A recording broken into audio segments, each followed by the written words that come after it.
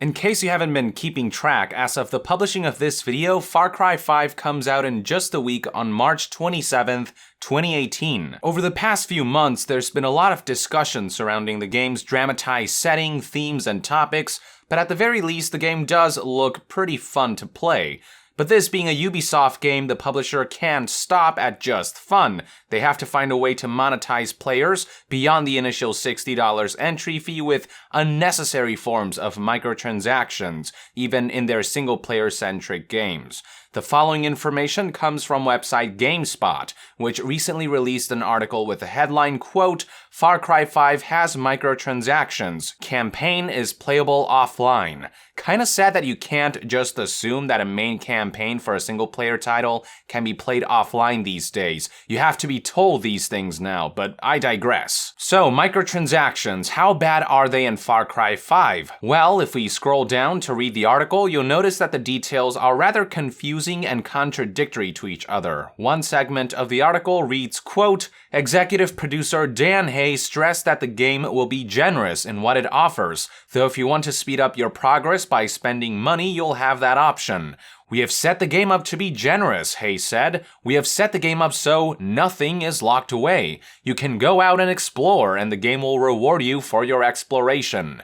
You gotta love how Ubisoft is patting themselves in the back for being generous about swindling players for their money. But the main takeaway is that if the game allows you to speed up your progress somehow, then what the article is insinuating is that microtransactions in this game will have an effect on gameplay, right? Well, apparently Ubisoft begs to differ based on what the article says next. It reads, quote, "Ubisoft PR followed up to offer a full statement on Far Cry 5's microtransactions, saying that they will allow players to speed up their progress. Importantly, however, they are for cosmetic items only. Nothing you can buy will affect gameplay. Far Cry 5's microtransactions will be available for single-player and co-op, and apparently head-to-head multiplayer as well. It'll probably make gamers happy to learn that all of Far Cry 5's microtransaction items are cosmetic only. They do not affect gameplay." So, on the one hand, they're saying that you can speed up game progress through microtransactions, and on the other hand, they're saying everything you can buy are cosmetic items only, that nothing you buy will affect gameplay. It doesn't make any sense. How can microtransactions be cosmetic only if it affects the game's progression somehow? The article then flips back again, stating, quote, "This is similar to the setup from another Ubisoft game, Assassin's Creed Origins. That game offers time saver packs that include items or packs of in-game currency that you can then spend to speed up your progress. They are totally optional and can be unlocked through normal gameplay." So in case you're unfamiliar with Assassin's Creed Origins microtransactions, on top of the cosmetics only ones, you can spend real money to purchase a variety of resources, including in-game currency, crafting materials, ability points, and maps for the game's various treasures and collectibles. While the general consensus is that the game can be played from beginning to end comfortably without having to spend additional money, that still doesn't change the fact that the game does entice players to spend money for gameplay advantages, for progression shortcuts. And while Origins doesn't technically have loot boxes in the sense that you can't directly pay real currency for them, there is still a form of proxy loot boxes called Heka chests. Sure, you can only buy them with in-game currency, but because you can purchase in-game currency with real money,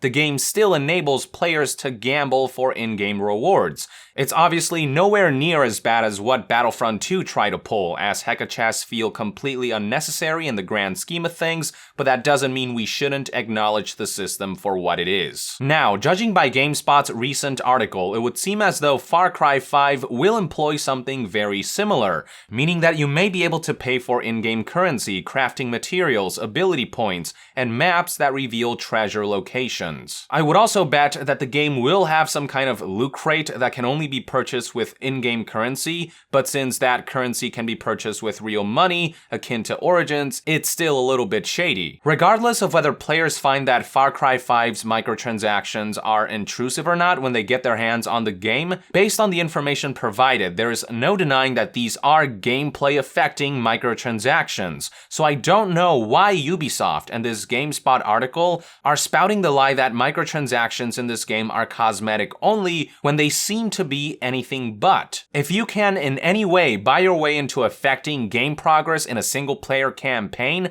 that immediately rules out the cosmetics-only label. Now, the jury is still out on how egregious Far Cry 5's microtransactions will be, but regardless of how they're implemented, we are still looking at a scenario in which the game will either be artificially slowed down to strong-arm players into purchasing time savers, or in which the game entices players into paying to take shortcuts and devalue the gameplay experience instead of experiencing the game in full for what it is. That's the thing about microtransactions, they add absolutely nothing of value to the quality of a game. Publishers will try to tell you that it's for our benefit, that it's about giving players choice, but if it were really about choice, they would simply allow players to enable cheat codes. Then we would actually have the option to choose whether we want to play the game as it's meant to be played, or cheat our way through parts for time saving or whatever. If you think about it, time savers are basically another name for paid game cheats, just like how live service is often another name for games that ultimately aim to nickel and dime players. As I've said before, at best people tolerate this crap, but nobody ever cheers for it. Even with games like Warframe and Fortnite, people tolerate their reasonable microtransaction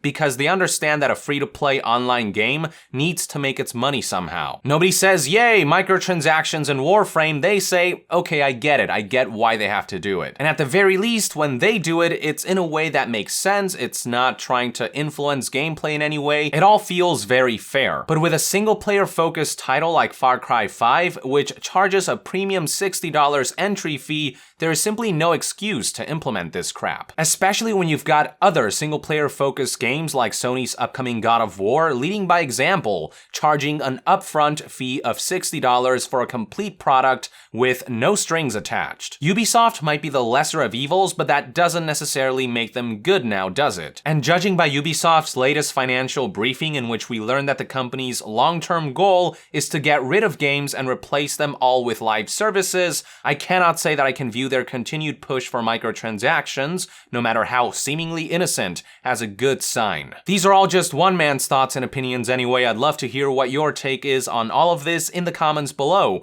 With that, I would like to end this news update. Thank you for tuning in. If you enjoy my content, consider supporting me on Patreon. It is completely optional, but donating even as little as $1 a month will go a long way in helping this channel grow. And to be further updated on all things gaming news, reviews, and discussions, stay tuned right here on Young Yeah. I'll see you guys next time. Young out!